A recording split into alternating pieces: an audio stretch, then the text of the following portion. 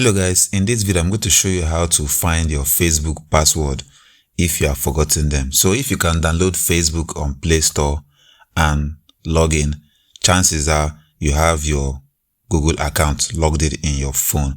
So if you have your Google account logged in your phone, chances are your password has been stored in Password Manager in your Google account. So to find your Facebook password, I'm going to show you how to do that in this video.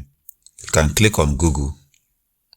Now go to your profile at the top right corner. Click on Manage your Google account. So here what you have to search is for Password Manager.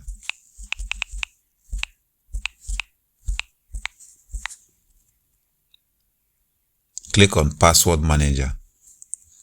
Here you're going to see all the apps you have logged in your Android device. All of them are saved here. So if you want to get your Facebook password, you click on Facebook. It's going to ask for your fingerprint or Face ID or whatever security you're using currently. I'm going to put in my fingerprints. As you can see right here, I have 2 accounts. So if you want to find out the password, all you have to do is to click on the eye icon. When you click on the eye icon, your password will be revealed. So that's how you find your Facebook password.